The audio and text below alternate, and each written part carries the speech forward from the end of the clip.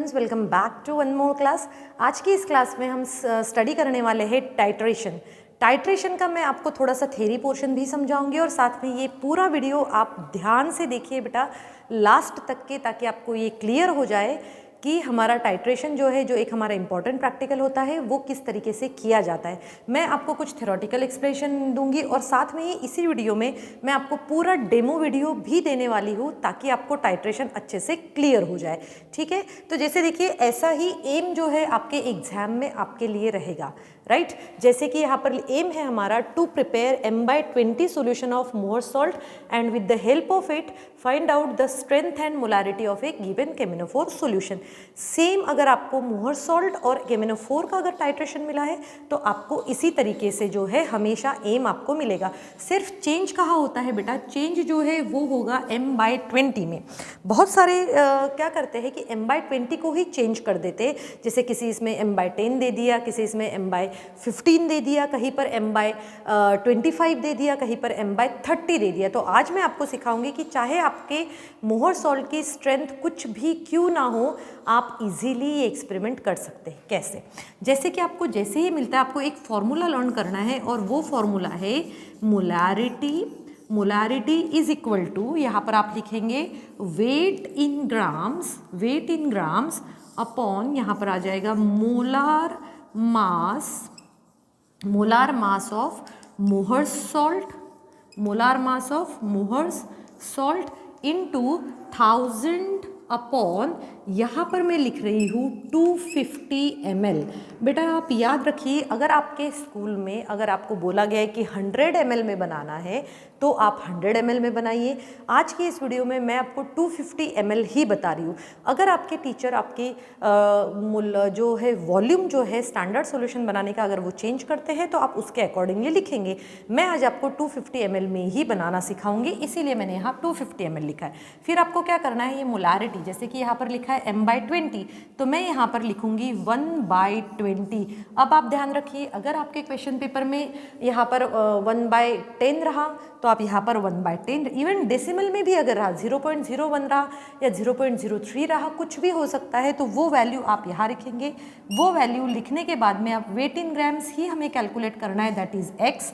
और फिर molar mass of Mohr salt कितना होता है 392, ये चेंज नहीं होने वाला है। और फिर हम यहाँ लिखेंगे 1000 अपॉन 250। जब आप इसको कैलकुलेट करते हैं तो ये हमारी वैल्यू जो आती है वो होती है 4.9 ग्राम। कितना आया हमारा 4.9 ग्राम। तो अभी जो हम सॉल्ट लेने वाले हैं for preparation of standard solution, तो उसमें हम सॉल्ट लेंगे 4.9 ग्राम। जब अगर आपको m/30 मिलता है तो आप 1/30 लिखेंगे और यहाँ पर जो वैल्यू आएगी उतना ही सॉल्ट आप वे करेंगे, तो आपका प्रैक्टिकल जो है वो रॉन्ग नहीं हो सकता। क्लियर? तो आपका प्रैक्टिकल बिल्कुल भी रॉन्ग नहीं होगा। बस आपको क्या करना है, आपको ये वैल्यू प्रॉपर तरीके से पुट करना है। तो चलिए अभी हम देख लेते हैं कि स्टैंडर्ड सॉल्यूशन किस तरीके से बनाया जाता है। तो मैं आपको वेइंग बैलेंस की तरफ लेकर चलती हूँ। देख लिया था कि किस तरीके से हम मेजरमेंट निकाल लेते हैं अमोनियम फेरस सल्फेट का, जिसे हम मोहर सॉल्ट भी कहते हैं। तो जैसे आपने कैलकुलेट किया, अब आपको क्या करना है, आपके लेबोरेटरी में भी आपको इस तरीके का वेइंग बैलेंस मिलेगा और यहाँ पर एक वॉच ग्लास रहेगी और साथ में ही हमने यही सॉल्ट जो है इस चाइना डिश में निकाल लिया है। अब देखिए इसको हैंडल कैसे करना है वो भी मैं आपको बता देती हूँ। जैसे कि हम इसको जैसे ही ऑन ऑफ करेंगे, ठीक है, तो जैसे ही आप ऑन करोगे तो सबसे पहले तो ये सेट होगा 0 पे। सेट होने के बाद में आपको क्या करना है, जैसे ही ये सेट हो जाता है आपको एक वॉच ग्लास लेनी है और वॉच ग्लास आप इसके ऊपर इस तरीके से रख देंगे। जैसे ही आप इसके ऊपर वॉच ग्लास रख देते हो, यहाँ पर वेट आ जाता है वॉच ग्लास का, और ये वॉच ग्लास का वेट आप नोट डाउन करके रखिए। और उसके बाद में हम यहाँ पर लेंगे मेजरमेंट एज अ 0।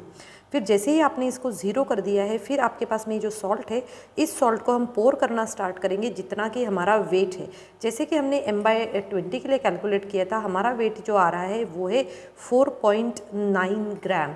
सो अगर आपके एग्जाम में आपको m/20 मिलता है, m/30 मिलता है, 25 मिलता है या फिर 10 मिलता है, तो आप उसका वेट इसी तरीके से कैलकुलेट करेंगे और हमारे वेइंग बैलेंस पे हम इसको इस तरीके से जो है मेजरमेंट कर लेंगे। तो आप यहाँ देख सकते हो, मैं यहाँ पर सॉल्ट लेने वाली हूँ 4.9 ग्राम, और 4.9 ग्राम जैसे ही हो जाएगा फिर हम स्टार्ट करेंगे हमारा फर्दर प्रोसीजर, और वो होगा how to prepare standard solution. तो आप देख सकते हो इस तरीके से आप इसको प्रॉपर तरीके से मेजर करिए जितना आपको ज़रूरत है। अगर थोड़ा सा भी अगर एक्स्ट्रा हो जाता है तो आप इसको कम भी कर सकते हैं, ठीक है। आप हम कम करके एग्जैक्ट मेजर उतना ही लेंगे जितना हमें ज़रूरत है, ताकि हमारे रीडिंग्स जो है वो प्रॉपर आए, हमारे रीडिंग्स में कोई भी मिस्टेक नहीं हो, ठीक है। तो इस तरीके से हम प्रॉपर तरीके से थोड़ा कम और ज़्यादा करते हुए इसका मेजरमेंट जो है हम वो ले लेंगे, और हमें चाहिए रहेगा यहाँ पे 4.9, ठीक है। 4.9 हमारा आंसर था। हमारा अगर पॉइंट आपको थोड़ा सा टाइम लग सकता है इसको करने में, बट नो इशू बेटा, आप ध्यान से करिए ताकि आपका मेजरमेंट एग्जैक्ट आए, ठीक है। सो आप देख सकते हो यहाँ पर जो मेजरमेंट आया है वो एग्जैक्ट हमारा 4.90 है, या फिर आप हमने इसको कितना लिया है मैक्सिमम 4.89। देखिए 4.90, तो ये हमारा रेडी हो गया है। So we have done with the measuring of salt, और ये सॉल्ट हमने मेजर करके लाया था। अब हम बनाना सीखेंगे कि किस तरीके से स्टैंडर्ड सॉल्यूशन बनाते हैं। स्टैंडर्ड सॉल्यूशन बनाने के लिए बेटा हमारे पास में ये फ्लास्क होना चाहिए जिसे हम कहते हैं स्टैंडर्ड मेजरिंग फ्लास्क। इस स्टैंडर्ड मेजरिंग फ्लास्क का जो हमें दिया गया है वो दिया गया है 250 ml, और हमने कैलकुलेशन में भी 250 ml ही लिया था, ठीक है। तो अभी हमने ये स्टैंडर्ड मेजरिंग फ्लास्क ले लिया है, साथ में हमारे पास में फनल है, और हमने कॉन्सनट्रेटेड H2SO4 लिया है, और ये जो है ये हमारे पास में वॉश बॉटल है जिसमें हमने वाटर फिल करके रखा हुआ है। अब देखिए एक्सपेरिमेंट को किस तरीके से हमें स्टार्ट करना है। आप क्या करेंगे, सबसे पहले फनल जो है, फनल आप इस स्टैंडर्ड फ्लास्क के ऊपर रखेंगे। फनल जैसे ही आप स्टैंडर्ड फ्लास्क के ऊपर रखेंगे, फिर हमें क्या करना है, ये सॉल्ट जो यहाँ रखा हुआ है, ये सॉल्ट हमें इस तरीके से हम थोड़ा थोड़ा उसमें पोर करना स्टार्ट करेंगे। देखिए ये इस तरीके से, देखो मैं कंप्लीट सॉल्ट जो है मैं इसमें पोर करना स्टार्ट कर देती हूँ, इस यहाँ ऐसे ऐसे। अगर इन केस अगर आपका सॉल्ट उसमें रह भी जाता है तो नो इशू, आप इसको थोड़ा सा इस तरीके से पोर करके आप रख सकते हैं। बट आप यहाँ पर देखिए बेटा कि यहाँ पर फिर स्टिल सम सॉल्ट इज, यहाँ पर अगर कुछ स्टिक है सॉल्ट तो आप इस ट्रांसफ़र कीजिए। सॉल्ट ट्रांसफ़र करने के बाद में आपको क्या करना है, जो कॉन्सनट्रेटेड H2SO4 है, इस कॉन्सनट्रेटेड H2SO4 की 2-3 ड्रॉप्स जो है मैं इसमें पोर कर रही हूँ। तो अब यहाँ पर वाइवा क्वेश्चन आता है कि why you are pouring concentrated H2SO4 2 to 3 drop, है ना। तो यहाँ पर हमने 2 to 3 ड्रॉप्स जो है इसमें पोर कर दिया है। इसमें पोर करने के बाद में अब हम इसमें पोर करने वाले हैं वाटर, ठीक है। तो अब हम इस तरीके से हम जो है इस पे वाटर जो है वो पोर करते चलेंगे, ठीक है। जैसे ही आप इसमें वाटर पोर करना स्टार्ट करेंगे तब क्या होगा यहाँ पर बेटा, जैसे ही वाटर पोर करना स्टार्ट करेंगे इसका कलर जो है वो चेंज होगा। हमें पता है कि हम एक फेरस सॉल्ट जो है यूज़ कर रहे हैं, राइट। हम फेरस सॉल्ट यूज़ कर रहे हैं, तो फेरस सॉल्ट जब यूज़ करते हैं तो जैसे ही वो वाटर के कांटेक्ट में आएगा वो क्या करेगा, यहाँ पर जो है कलर चेंज करना स्टार्ट कर देगा। तो इसका मेन मिशन यही होता है कि आपको जब आप इस बनाते हैं सॉल्यूशन, तो आपका सॉल्यूशन जो है वो ट्रांसपेरेंट होना चाहिए। तो इस तरीके से पूरा सॉल्ट और कॉन्सनट्रेटेड H2SO4 ऐड करने के बाद में आप क्या करेंगे, आप इसको इस तरीके से प्रॉपरली डिज़ोल्व करेंगे। प्रॉपरली डिज़ोल्व करने के बाद में आप देख सकते हो कि सॉल्ट जो है ये इस तरीके से डिज़ोल्व हो चुका है, ठीक है। अब सॉल्ट डिज़ोल्व होने के बाद में यहाँ पर आप देख सकते हो हर एक स्टैंडर्ड फ्लास्क पे एक मार्क बना हुआ रहता है ना। मैं थोड़ा सा क्लोज लाके आपको बता देती हूँ, जैसे कि इस फ्लास्क पे यहाँ पर जो है ये मार्क बना हुआ है, ठीक है। तो हर एक फ्लास्क पे अगर आप देखोगे तो ये मार्क बना हुआ आपको दिखेगा। यहाँ पर आप देख सकते हो ये मार्क यहाँ पर है, ठीक है। तो अब क्या करना है आपको, इसमें हमें वाटर पोर करना है। ये 250 ml का ही है तो हम अलग से मेजर नहीं करेंगे, हम directly with the help of funnel हम इसमें पोर कर सकते। और हमें पोर का कब तक करना है, जब तक कि वो उस मार्क तक ना पहुँच जाए, ठीक है। जब मार्क में पहुंच जाएगा उससे हम बहुत ज़्यादा केयरफुल रहेंगे, और केयरफुल रहकर ही हम करेंगे, बिकॉज हमें देखना पड़ेगा कि यहाँ पर जो लोअर मिनिस्कस है should touch that flask should touch that particular line. जब वो उस लाइन को टच कर लेगी इट मीन्स वहाँ पर रिक्वायर्ड अमाउंट जो है वो हो जाएगा। तो अब आप देख सकते हो, मैं थोड़ा सा आपको और क्लोजली दिखा देती हूँ कि जो हमारी मार्क्ड लाइन थी उसी लाइन से जो है ये टच हो रहा है यहाँ तक की। तो ये जो हमारा सॉल्यूशन बना है इसे कहा जाएगा standard solution of Mohr salt. इस तरीके से हम standard solution of more salt बना सकते हैं। अब मैं आपको नेक्स्ट प्रोसीजर बताती हूँ कि नेक्स्ट प्रोसीजर किस तरीके से की जाती है। So student see how we have to do. First of all हम क्या करेंगे कि इसमें ब्यूरेट में जो है इस तरीके से ब्यूरेट में हम केमेनोफोर फिल करते हैं। इस तरीके से हम इसमें केमेनोफोर फिल कर देंगे। नीचे आपको देखना है कि नॉब बंद होना चाहिए। फिर जब आप KMnO4 को फिल करते हैं तो इसको थोड़ा सा 0 मार्क से थोड़ा सा ऊपर फिल कीजिए, और हम इस तरीके से इसको क्या कर सकते हैं, 0 मार्क तक के हम इसको सेट कर सकते हैं। और कैसे करेंगे, हम नीचे से KMnO4 सॉल्यूशन को निकाल के, ठीक है, ये हो गया है। अब इसके बाद में आपको क्या करना है, इसको रिमूव कर दीजिए। अब बेटा जैसे कि हमने ये स्टैंडर्ड सॉल्यूशन बनाया था, इस स्टैंडर्ड सॉल्यूशन को आप क्या करना है, आप पिपेट के हेल्प से आप इसको पिपेट आउट भी कर सकते हैं, या फिर ये जो हमारा छोटा सा मेजरिंग सिलेंडर है इससे भी ले सकते हैं। अगर आप हैबिचुअल नहीं है पिपेट यूज़ करने के तो आप डायरेक्टली जो है आप इससे भी ले सकते हैं। मैं आपको दोनों मेथड से करके दिखा देती हूँ, ठीक है। अब देखिए पिपेट को यूज़ कैसे करना है। आप क्या करेंगे, इस पिपेट को इंसर्ट करेंगे इसके अंदर, और उसके बाद में आप इसको पिपेट आउट करेंगे।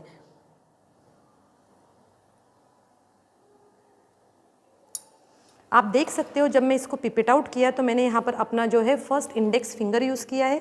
इंडेक्स फिंगर यूज़ करने के बाद में आप थोड़ा थोड़ा सॉल्यूशन इसमें रन डाउन कीजिए।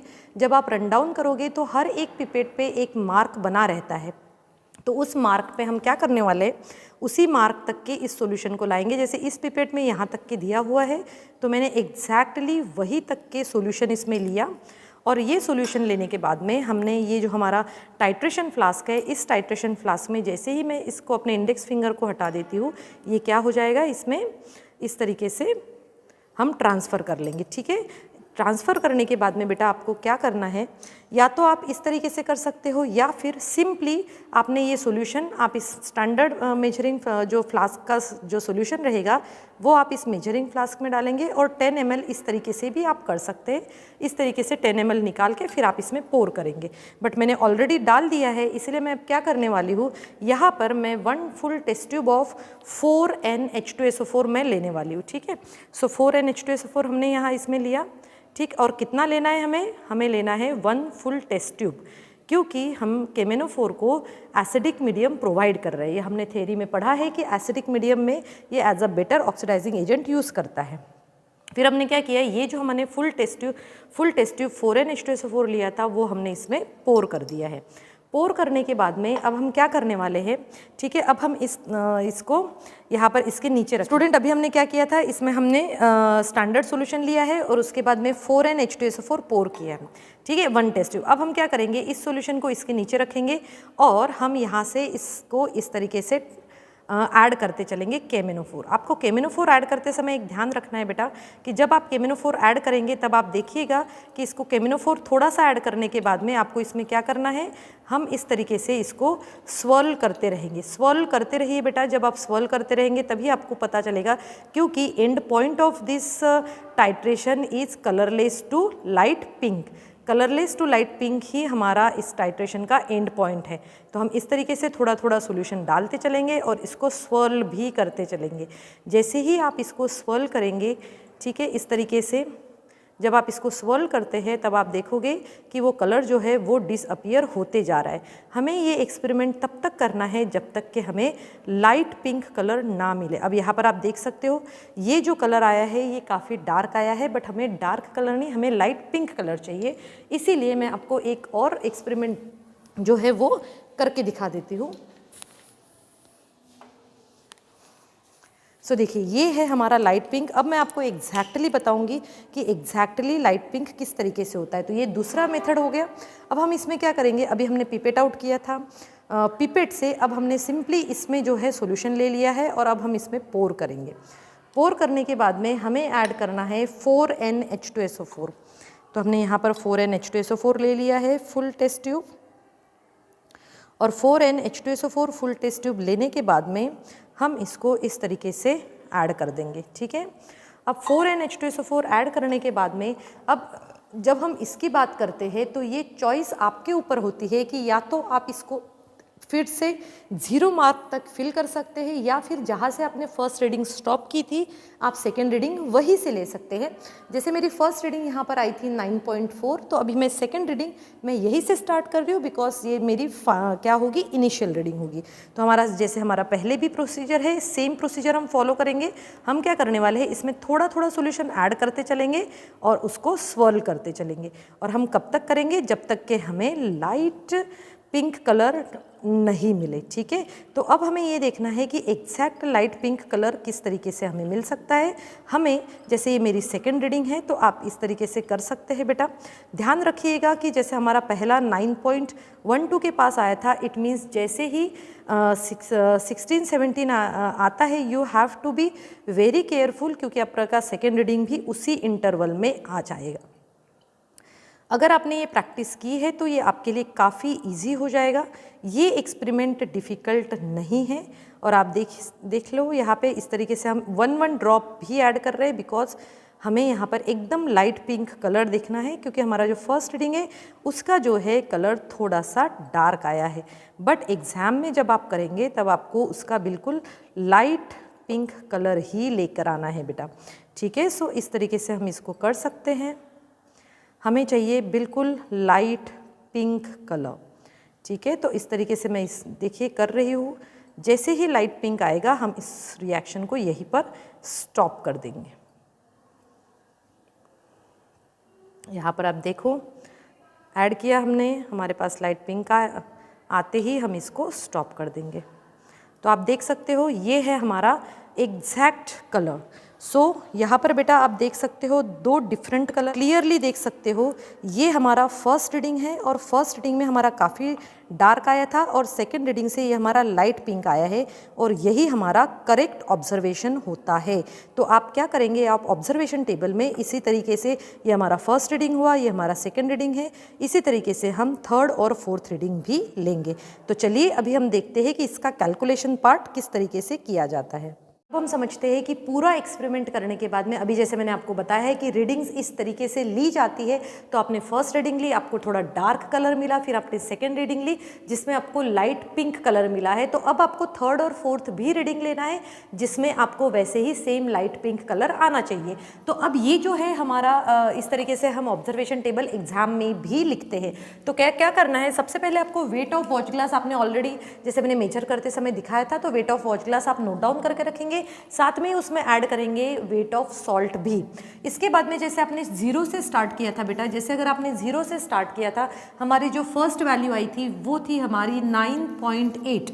ठीक है, हमारी फर्स्ट वैल्यू 9.8 आई थी, तो हमने फाइनल रीडिंग में उसको 9.8 लिखा। और ये याद रखिए ये जो रीडिंग्स हम लिख रहे हैं ये हम ब्यूरेट की रीडिंग्स ले रहे हैं। अब वॉल्यूम ऑफ केमिनोफोर हम कैसे निकालते हैं, वॉल्यूम ऑफ केमिनोफोर हम निकालते हैं फाइनल माइनस इनिशियल। तो फाइनल माइनस इनिशियल करोगे तो यहाँ पर आ जाएगा 9.8।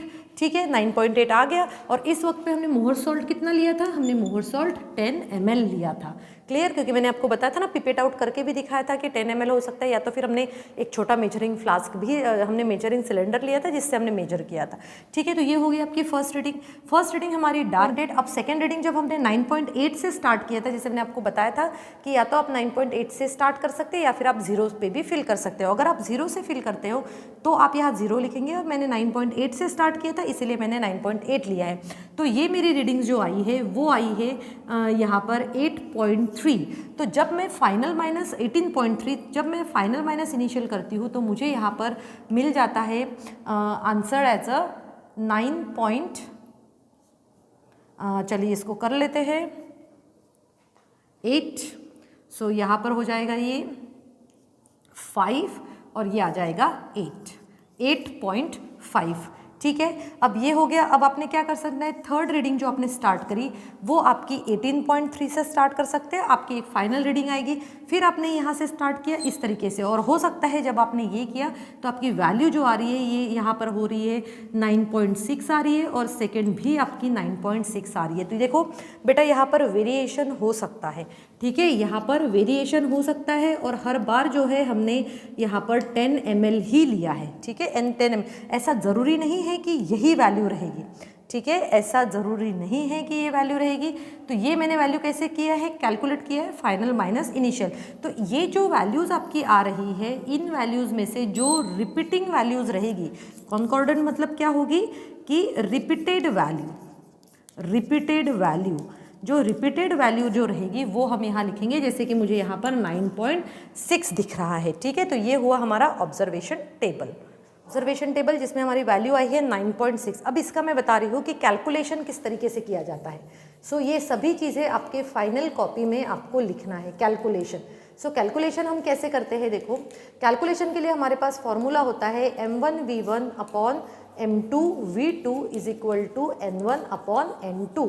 तो अब याद रखिए m1 क्या होता है, मोलैरिटी ऑफ केमिनोफोर, और v1 होता है वॉल्यूम ऑफ केमिनोफोर, और यहाँ पर ये होता है मोहर्स सॉल्ट, ठीक है, मोहर्स सॉल्ट की molarity and volume of Mohr's salt, और n1 और n2 होता है number of moles reacted in a chemical equation. जब आप केमिकल इक्वेशन देखोगे तो केमिकल इक्वेशन में ये कितने मोल्स ऑफ केमिनोफोर reacted with how many moles of Mohr's salt, ठीक है, ये होता है। तो चलिए इसमें वैल्यू पुट कर लेते हैं। जैसे m1 जो है हमें कैलकुलेट करना है, v1 मतलब ये होती है आपकी कॉन्कॉर्डेंट रीडिंग, तो मैंने यहाँ पर 9.6 कर दिया है, ठीक है। यहाँ पर v1 मतलब आपको कॉन्कॉर्डेंट रीडिंग ही लेना है कि कितना वॉल्यूम ऑफ केमिनोफोर आपने यूज़ किया है, ठीक। उसके बाद में आता है मोलैरिटी। ये मोलैरिटी जो है क्वेश्चन में दी रहेगी, जैसे यह हमने देखा था बिगिनिंग में कि क्वेश्चन में मोलैरिटी जो दी गई थी वो थी 1/20, तो मैंने यहाँ लिख लिया वॉल्यूम ऑफ मोहर्स सॉल्ट। तो वॉल्यूम ऑफ मोहर्स सॉल्ट हर बार हमने 10 किया है यूज़, इसलिए मैं 10 लिखूंगी, is equal to n1 upon n2 की जो वैल्यू है वो है हमारी 2/10, ठीक है। तो आप इसमें सभी वैल्यूज पुट कीजिए और फाइनली आंसर निकालेंगे आप m1 का, ठीक है। तो ये आपका m1 मतलब मोलैरिटी की वैल्यू आप निकालेंगे। और बेटा उसके बाद में हम निकालते हैं स्ट्रेंथ ऑफ केमिनोफोर। हम क्या निकालते हैं, स्ट्रेंथ ऑफ KMnO4। तो स्ट्रेंथ ऑफ केमिनोफोर हम किस तरीके से निकालते हैं, सबसे पहले हमें मोलैरिटी लिखनी रहती है। मोलैरिटी यहाँ पे जो भी वैल्यू आएगी, यहाँ पर जो भी consider it as a x, तो x वैल्यू यहाँ लिखेंगे इनटू यहाँ पर रहेगा मोलार मास।